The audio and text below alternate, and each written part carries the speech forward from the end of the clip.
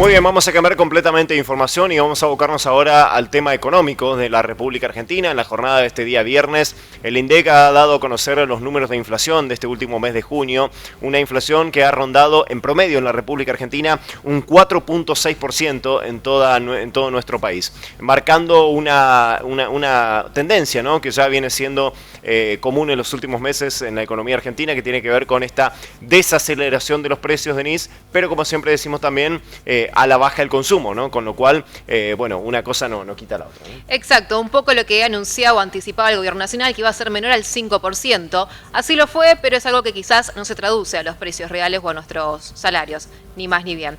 Lo tenemos a Alejandro Pegoraro. Exactamente, nuestro columnista económico presenta aquí el noticiero 9 Central. Alejandro, buenas noches, ¿cómo vas? ¿Todo bien? ¿Qué tal, Marcos? Denis, buenas noches. Bueno, efectivamente, tal cual como recién lo mencionaban ustedes, el gobierno nacional estos días, sobre todo el ministro Caputo, manifestó que seguramente la inflación de junio iba a estar por debajo del 5%. Efectivamente eso ocurrió, 4,6% como lo decías, Marcos, para el total nacional, para el mes de junio, 4,4% en la región del NEA, y agregamos otro capitulito más de comparación, 4,3% de la inflación en el Gran Resistencia. Ahora vamos a analizar un poco esos datos. Ahora, lo característico que tuvo este mes, que también se esperaba, y de hecho en este estudio lo manifestábamos hace un mes, se esperaba que en junio haya una pequeña aceleración en relación con el crecimiento de la inflación del mes de mayo, producto justamente de impactos de algunos precios que todavía estaban algo atrasados, sobre todo tarifas de servicios públicos, y eso, bueno, se observó finalmente en el resultado final de junio. El 4,6% que dio a nivel nacional está 0,4 puntos porcentuales por encima de lo que había sido mayo, recordemos que fue 4,2%, y en la región del NEA había sido 3,7% en el mes de mayo, y ahora fue 4,4%, por lo tanto, tanto a nivel regional como a nivel nacional vemos que se aceleró levemente, poco significativo en el contexto obviamente, pero tuvo una aceleración el crecimiento de precios en el mes de junio, ¿no? Si la producción nos pone la primera placa como para poder comparar, porque se da la particularidad que así como a nivel regional y a nivel nacional la inflación aceleró levemente respecto a mayo, en el Gran Resistencia tuvimos el fenómeno contrario, se sostuvo la tendencia a la desaceleración, el 4,3 que dio en el mes de junio estuvo por debajo del 4,5 que había dado en el mes de mayo. Ahí estamos viendo justamente en pantalla cómo a nivel país y a nivel regional del NEA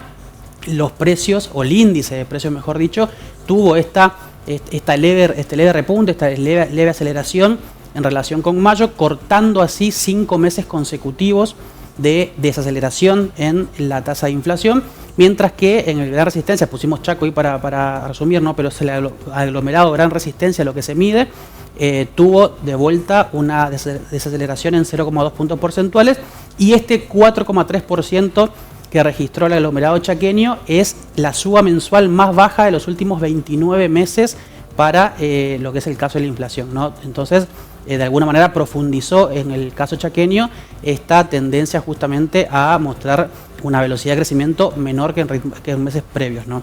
Ahora, hay dos cuestiones centrales, más allá de todos los capítulos y las divisiones y los rubros que mes a mes analizamos respecto a la variación de precios, hay dos en particular que han tenido un rol fundamental, tanto a nivel nacional, regional como local, que tiene que ver, por un lado, con la división denominada bienes y servicios básicos, es decir, tarifa energética, tarifa de agua y demás, y la cuestión vinculada a alimentos. La vamos a separar a la producción, que pase la siguiente placa, así podemos graficar esta cuestión.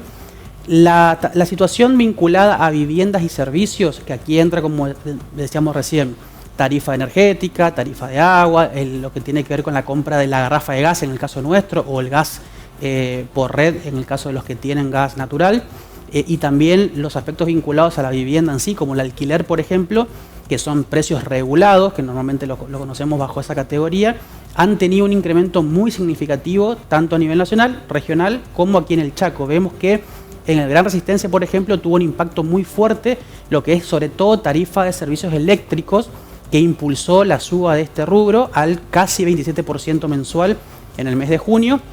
A nivel regional fue un poquito menos del 20% y a nivel nacional estuvo en torno al 14,3%. Ahora, Ale, sí. discúlpame, 27% contra 14% de nivel país. ¿Por qué tanta diferencia entre uno y otro?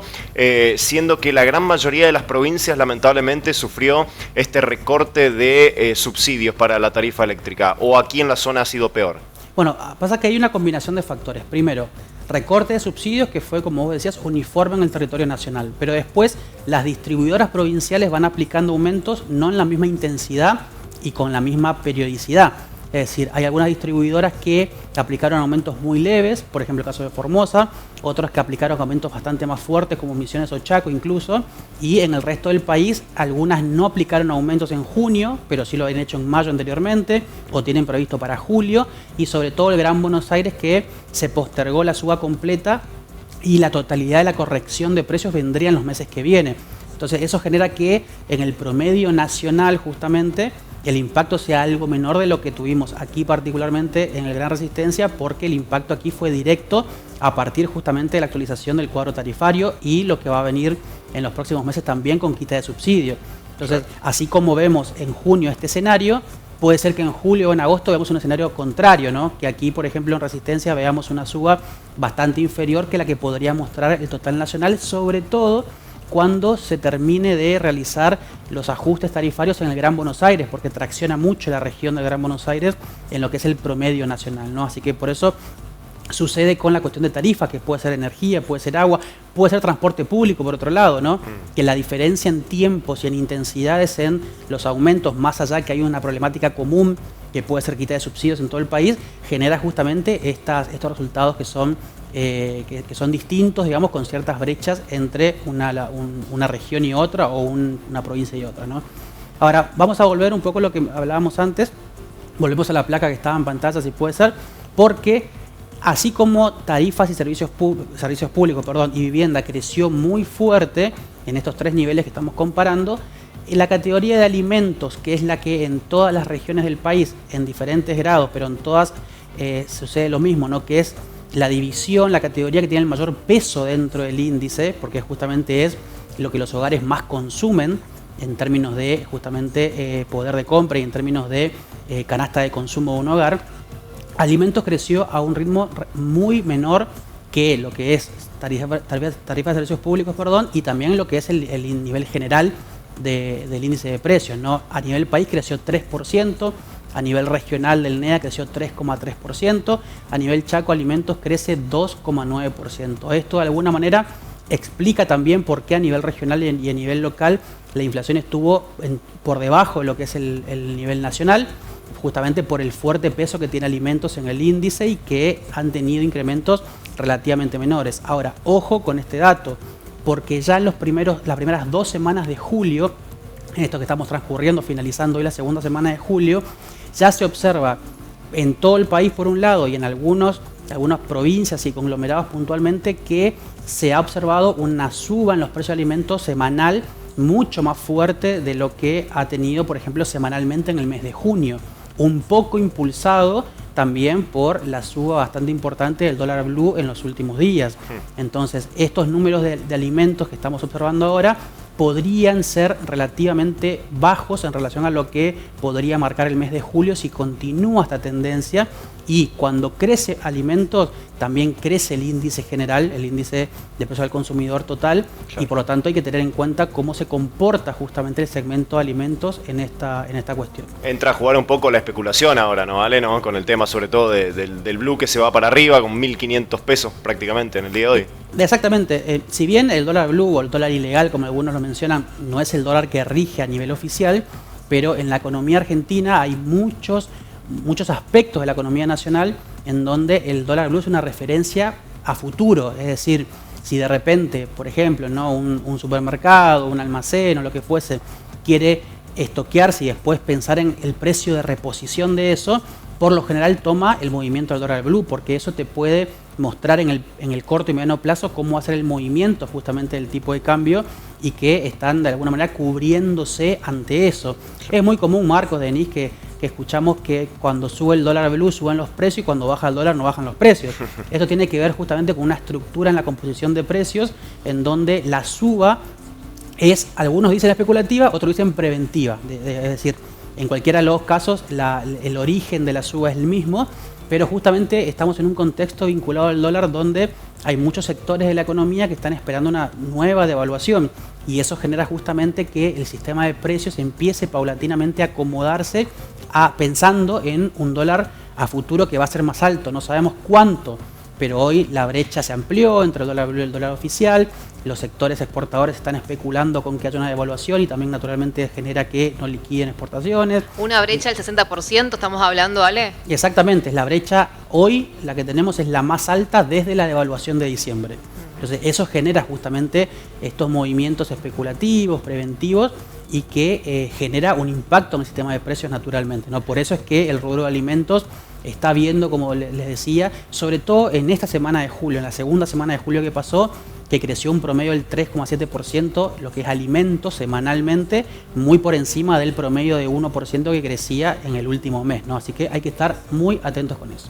Ahora, así como decimos que la inflación mensual en la nación y en la región tuvo una leve aceleración, pero en el caso chaqueño tuvo una pequeña baja.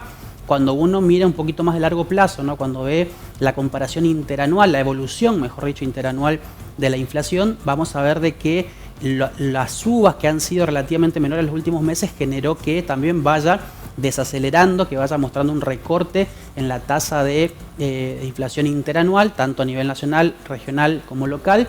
Si bien siguen en niveles muy altos, obviamente, estamos hablando por encima del 250% para todos los casos, pero se viene observando que se está acompañando justamente el camino de desaceleración que se da a nivel mensual, ¿no?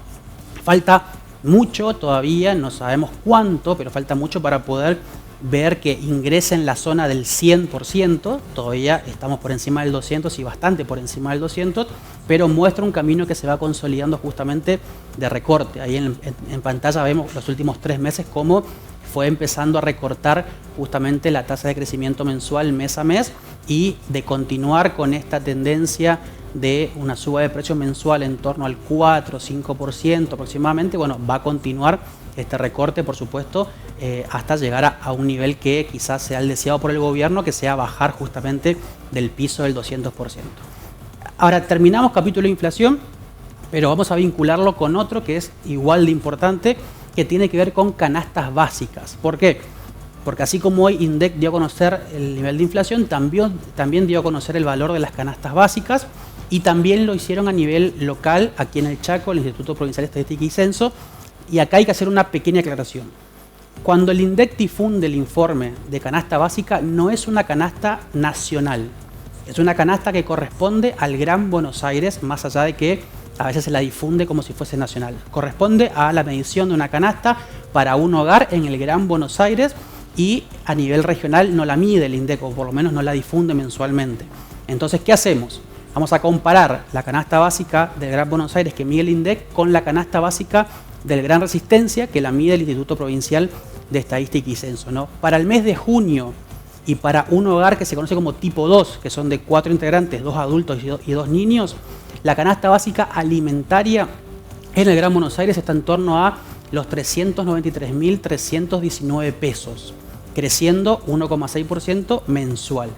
Aquí en el Gran Resistencia, la canasta básica alimentaria está un poquito más cara, 396.000 pesos y un crecimiento que fue bastante mayor que el del Gran Buenos Aires, que fue el 3,3%.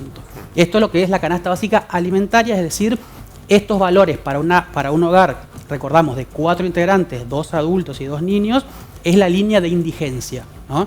Ahora vamos a ver la siguiente, que tiene que ver con la canasta básica total, que en el Gran Buenos Aires tiene un valor por 873.000 pesos, creciendo 2%, 2,6% mensual, y aquí en el aglomerado chaqueño es de 833.200 pesos, creciendo 3% mensual. Como veíamos en la placa anterior, la canasta básica alimentaria es más cara acá en Resistencia, pero la total es más cara en el Gran Buenos Aires por una diferencia que relativamente es menor sobre el total, ¿no? Ahora, ¿cuál es, de alguna manera, el problema que surge de acá? que cuando uno analiza los salarios promedio en el Gran Buenos Aires y el salario promedio en Resistencia o en la provincia de Chaco particularmente... Claro, son mucho mayores en Gran Buenos Aires. Exactamente. En el Gran Buenos Aires el salario promedio de un asalariado, por ejemplo, del sector privado, está 41% por encima del salario promedio chaqueño. Entonces, si de repente tenemos una canasta básica más cara que la de ellos, alimentaria, digo, y una canasta básica total un poquitito más barata y no mucho más que eso, y un salario promedio que está 40% por debajo, entonces naturalmente esto genera, o mejor dicho, explica parcialmente por qué en nuestro aglomerado chaqueño tenemos, por ejemplo, los niveles de pobreza y indigencia que tenemos, que ya lo hemos hablado incluso acá mismo, ¿no? 60% de personas en situación de pobreza y 25% en situación de indigencia. Entonces, cuando uno mide canasta contra canasta, pareciera que dice, bueno, está un poquito más arriba, un poquito más abajo, pero la cuestión es cuántas canastas pueden comprar los salarios en cada uno de estos lugares, ¿no? Así que el incremento o la evolución mensual de las canastas está siendo relativamente bajo también, que es un aspecto importante, porque eso genera que cuando se empiecen a recomponer salarios puedes empezar a ganar mucho más poder de compra con una canasta que está creciendo a un ritmo bastante menor, pero todavía estamos en un problema porque siguen siendo costosas en relación a los ingresos. Y les digo un último dato para graficar la problemática, ¿no? La canasta básica total chaqueña, que recién hablábamos de cerca de 840 mil pesos aproximadamente redondeando, está en junio de este año 520 mil pesos más cara que en junio del 2023. Es decir, que en un hogar de 4 integrantes, como decíamos recién, que tiene 2 adultos, por ende se presupone que pueda tener 2 ingresos, tienen que haber ganado en el último año 500 mil pesos más para poder acceder a la misma canasta de bienes y servicios total en el Gran Resistencia, y algo muy parecido ocurre en el Gran Buenos Aires. Es muchísimo, 520 y pico mil pesos más en un año, es una barbaridad. Es una cifra tremenda. Alejandro, en este sentido te pregunto, que va respecto o engloba el tema dólar, inflación y también canasta básicas. En las últimas horas se dio a conocer este movimiento de los bancos, de un banco en específico a nivel nación, que habla un poco de los puts, que es tipo de especie de seguro, garantía contra el Banco Central, Tesoro y demás, que lo vas a saber explicar mejor. ¿Esto influye en estos datos precisamente o no? ¿En qué genera? A ver, tiene 2 tipos de impactos. La cuestión de los puts, como vos lo mencionabas recién, es una especie de seguro que tienen los bancos sobre letras del Tesoro, sobre títulos públicos nacionales, ¿no? En su momento se estableció un put que lo que equivale es a poder cobrar con anterioridad, con un tiempo diferente y con una penalidad en el medio, cobrar con anticipación o poder vender con anticipación título del Estado, ¿no? Básicamente es un movimiento financiero. Ahora, ¿por qué digo que tiene 2 impactos? El impacto directo en realidad no lo tiene, sí lo puede tener en términos del Tesoro, es decir, de que el Tesoro tenga que erogar eventualmente recursos para poder cubrir justamente los puts que los bancos te exigen. Pero el impacto más fuerte es el impacto que es indirecto. ¿Por qué? Porque todo movimiento relativamente inestable, inesperado o desequilibrante en el mercado te genera un impacto en la economía real a partir de las expectativas, a partir de la confianza. Lo que siempre decimos y que nunca hay que olvidarnos, ¿no? El sistema económico, el sistema financiero nacional, más allá de que tiene números, cálculos, fórmulas y ecuaciones, es un sistema que está altamente basado en emociones muy humanas, es decir, en certidumbre, en expectativas y en confianza. Cuando de repente hay movimientos en el sector financiero que te llevan a pensar de que no están acompañando en alguna medida o algún grado la política monetaria, en este caso, o la política económica del gobierno, genera incertidumbre en el mercado. Esa incertidumbre en el mercado te genera, por ejemplo, una posibilidad de incremento del dólar, del dólar paralelo en este caso, te genera de repente caídas en los precios de los bonos, te genera de repente una serie de consecuencias. Suba el riesgo país. Exactamente, que eso te va obviamente impactando de manera directa inicialmente y después de manera directa sobre la economía real, sobre la microeconomía. Claro. Entonces, es una cuestión delicada. Entiendo yo que el Estado Nacional no tiene por qué alarmarse ante esto, porque los bancos actuaron según la normativa que está vigente, nos guste moralmente más o no. Entiendo yo que el error vino del parte justamente del presidente de la Nación a intentar sembrar un manto de dudas titulándolo de golpe de mercado a lo que están haciendo los bancos. Sí. Exactamente. Me parece que es exageradísimo y que es altamente dogmático criticar de esa forma a alguien que lo que está haciendo es ejerciendo un derecho que tiene a partir de una tenencia de título público, nada más que eso. Después, claro, son las reglas del juego. Exactamente. Y si queremos dar seguridad jurídica, naturalmente hay que respetar las reglas de juego, nos gusten más o nos gusten menos. Entonces, creo que hay una cuestión ahí que el presidente agravó la situación a partir de sus declaraciones, más allá de lo que se había mostrado o del ruido que pudo haber generado justamente el movimiento bancario. Claro, porque por eso hay que medir mucho todas las palabras, sobre todo ministros de Economía, presidentes y demás, porque todo tiene una correlancia, un correlato en el mercado, ¿no? Es así, Marco. Y pequeña anécdota nada más, sí, muy breve, para respaldar lo que vos decías. Cuando vos decís una palabra mal en aspectos económicos, te puede traer un problemón que era impensado. Hace más o menos 10 años, un gobernador de Chubut en ese momento estaba dando una conferencia de prensa y dijo que pretendía refinanciar una deuda pública, un bono que tenía con acreedores extranjeros que eran dólares, ¿no? Él dijo, o mejor dicho, él pensó, yo quiero refinanciar, que significa pedir otro plazo de pago y demás. claro. Pero en lugar de decir eso dijo, porque se confundió, dijo quiero reestructurar, que significa cambiarle la naturaleza misma de un título de deuda pública. ¿Eso qué hizo? Que los inversores de esa provincia prendan así las alarmas, levanten las orejas y le retiren todo el apoyo financiero al gobierno provincial, creyendo que el gobernador iba a avanzar en una reestructuración, cuando lo que el gobernador quería era otra cosa, algo mucho más liviano. Le generó problemas importantísimos a la provincia, caída de bonos, pérdida de dólares por regalías, un montón de cuestiones. Entonces, pongo este ejemplo para tomar justamente lo que vos decías, ¿no? En la economía no podés pifiarle ni siquiera una palabra, mucho menos cuando son cuestiones muy técnicas, porque detrás tuyo, sobre todo cuando sos presidente, tenés un mercado, tenés actores financieros muy importantes que te están mirando y te están escuchando y que van a responder a lo que vos digas, ¿no? Claro, como una palabra te cambia todo. Alejandro, muchísimas gracias, muy clarito como siempre. Muchas gracias a ustedes. Por favor.